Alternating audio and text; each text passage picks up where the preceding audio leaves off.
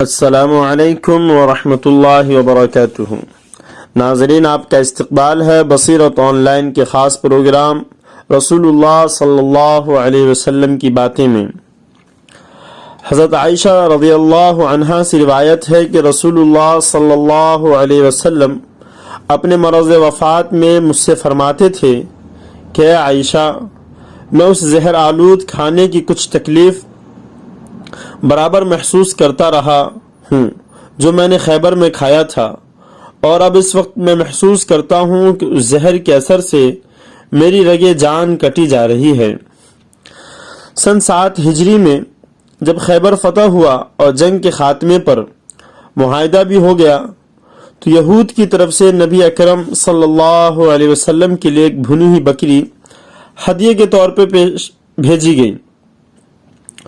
اس بھونی بکری میں ایک یہودی عورت نے ایسا زہر ملا دیا تھا جس کو آدمی اگر کھا لے تو فوراً ہی اس کی زندگی ختم ہو جائے،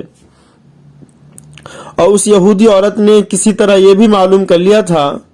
کہ حضور صلی اللہ علیہ وسلم دست کا گوشت زیادہ پسند فرماتے ہیں، تو اس قتالہ نے اس بکری کی دست میں وہ زہر بہت زیادہ ملا دیا تھا۔ بہرحال وہ بھونی بکری کھانے کے لیے نبی اکرم صلی اللہ علیہ وسلم کے سامنے رکھی گئی۔ آپ صلی اللہ علیہ وسلم کے ساتھ چند اصحاب اور بھی اس کھانے میں شریک تھے۔ جیسے ہی حضور صلی اللہ علیہ وسلم نے اس بکری کے دست میں سے ایک لقمہ لیا اور کھایا، فوراً ہاتھ روک لیا اور ساتھیوں سے بھی فرمایا کہ ہاتھ روک لو، بالکل نہ کھاؤ، اس میں زہر ملایا گیا ہے۔ اسی وقت آپ نے اس یہودیہ کو بلوایا۔ آپ صلی اللہ علیہ وسلم نے اس سے پوچھا، کیا تو نے اس میں زہر ملایا ہے؟ اس نے کہا کہ کس نے یہ بات بتلائی؟ آپ صلی اللہ علیہ وسلم نے فرمایا کہ یہ بکری کی دست جو میری ہاتھ میں ہے، اس نے بحکم خدا مجھے بتلایا ہے کہ میرے اندر زہر ملایا گیا ہے۔ یہودی عورت نے اقرار کر لیا کہ ہاں، میں نے زہر ملایا تھا، اور یہ میں نے اس لیے کیا تھا کہ اگر تم سچے نبی ہوگے تو تم پر زہر کا اثر نہیں ہوگا، اور اگر تم جھوٹے مدعی نبوت ہوگے تو ختم ہو جاؤ گے،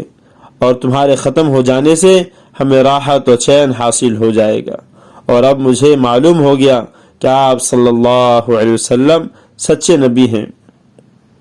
جو زہر بکری کے دست میں ملایا تھا وہ ایسا ہی تھا کہ اس کا لقمہ کھا کر آدمی ختم ہی ہو جائے، لیکن اللہ تعالیٰ نے اپنی قدرت کاملہ سے معجزانہ طور پر حضور صلی اللہ علیہ وسلم کو بچا لیا، لیکن اس کا کچھ اثر باقی رہا، جس کی کچھ تکلیف کبھی کبھی آپ محسوس فرماتے تھے۔ اس میں حکمت الہی یہ تھی کہ جب دعوت حق، امت کی تعلیم و تربیت اور اعلی کلمت اللہ کا وہ کام آپ صلی اللہ علیہ وسلم کے ذریعے پورا ہو جائے جس کے لیے آپ کی بعثت ہوئی تھی، تو پھر اس زہر کا اثر پوری طرح ظاہر ہو کر آپ کی وفات کا وسیلہ بنے، اور اس طرح آپ صلی اللہ علیہ وسلم کو شہادت فی سبیل اللہ کی سعادت و فضیلت بھی حاصل ہو۔